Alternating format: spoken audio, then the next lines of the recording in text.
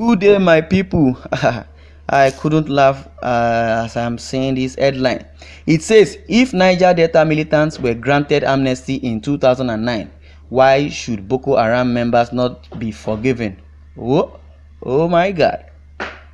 The media report that repentant Boko Haram members have surrendered to the Nigerian army and also begged for forgiveness has generated lots of comments and reactions from Nigerians. There were pictures and video clips of the Nigerian army receiving this repentant Boko Haram. This has caused mixed reactions from political analysts and commentators. Some believe that these Boko Haram members who have surrendered should be made to face the full wrath of the law, though in 2020, federal government through the defense headquarters reintegrated 601 ex-Boko Haram terrorists, including 14 foreign nationals from Cameroon, Chad, and Niger Republic into the society through their respective national and state authorities. And you expect security challenges to stop. It won't stop. It will be on the rise. When Boko Haram have been integrated into the public, they will still be an informant. They will start disrupting the peace of the community, especially within the military parastatals. They'll start giving information to terrorists, because once a terrorist is ever a terrorist, like Reno Omokri cited that a prisoner that was once a Taliban, that was released and integrated back to the society. At the long run, when he saw freedom, when he saw freedom, he went back to terrorism. Now he's one of the leaders of Taliban, and they have taken over the presidency. Can't you see how the irony of life is? Now, if you want to integrate all these people, Nigerians are even faulting the federal government, and they have warned federal government not to do such, by integrating them. They are supposed to be prosecuted, handed over to the law, so that law can catch up on them. But in Nigeria, I believe, because Buhari is a northerner, they have said it several times that attack on Boko Haram is an attack on the north in general, but to the detriment of the citizens of Nigeria. Well, however, despite all the outcries and comments from various angles who have given both psychological and social reasons why these repentant Boko Haram members shouldn't be forgiven, I think that a past event should be considered while addressing the issue of whether they should be forgiven or not. The past event I am referring to is the 2009 amnesty program by late President Umar Musa Yar'Adua to the Niger Delta militants that terrorized the south-south region of the country. Though in terms of agenda, the Niger Delta militants had a very different agenda from that of Boko Haram. Yes, the Niger Delta militants, from my perspective, were not insurgents, one, and did not pose a threat of insurgency to the government. At its best, their demands were for just treatment of the Niger Delta, the cash flow of the entire economy. They agitated for a fair share of the proceeds from the oil exploration happening in the south-south region. On the other hand, Boko Haram members are insurgents who have as their primary objective the establishment of an Islamic state under Sharia law in Nigeria.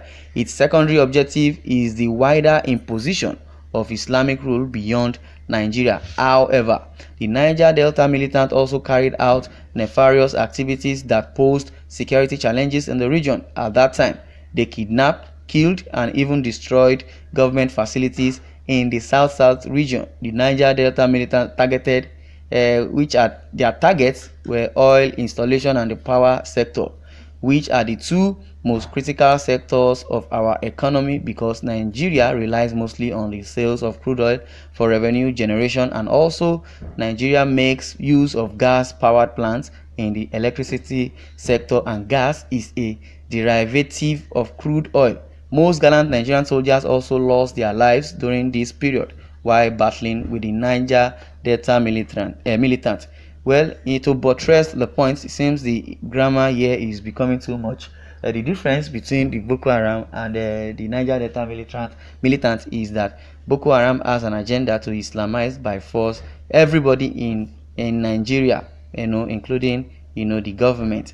Meanwhile, the Boko Haram, in other end, started killing even innocent people that are hungry, people who never chop, people that are still trying to make ends meet.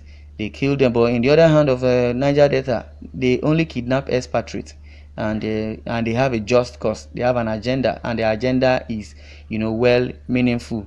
Like, they are the one, their community is where oil is being generated or crude is being generated from, and they need a fair share.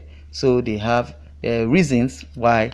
And when the government dialogued with them, they dropped their weapon, and amnesty was given to them. But in the case of Boko Haram, they never had a genuine agenda. They started killing innocent people and doing all sorts. Well, therefore, to restore peace and security to the region, President Umaru Musa Yar'Adua in 2009, it was reported that President Umaru Yar'Adua offered an unconditional pardon and cash payments to rebels who agreed to lay down their arms and assemble at screening centers over the next 60 days. The government targeted up to 10,000 militants whose attacks in the 6 Niger Delta states have cost the country a third of its oil production.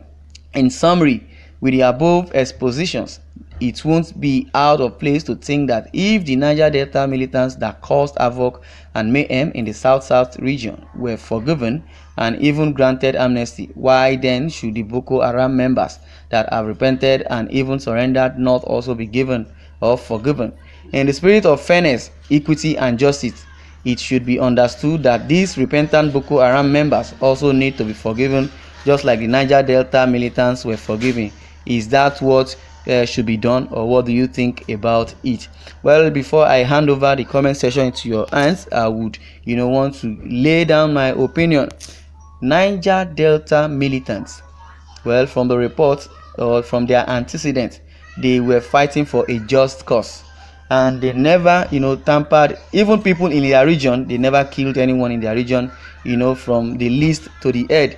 But what they did was to take over the oil exploration, kidnapping expatriates just because the government has cheated them, being that their community is where crude oil is being emanated from.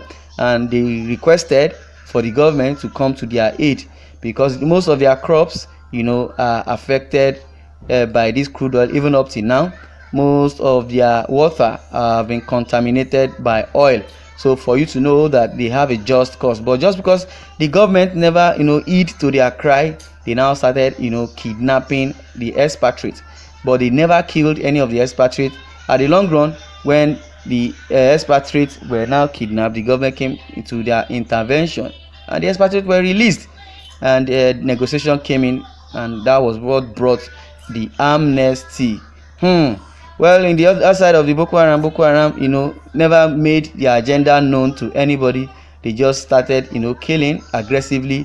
There was no education. There was no information. Nobody was informed of their agenda.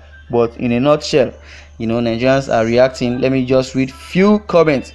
Okay, according to Awule Yeses, can you tell all Nigerians what your brothers Boko Haram are fighting for? Yes, for you must be one of them, or your son is one of them, because they have never had anything they are fighting for. What are they fighting for? That's the problem. If you tell me they are fighting for religion or Muslim or to become Islamic, why don't the Christians fight for Jesus Christ? Why are they fighting? If they truly serve a good God, let their Muhammad fight for them.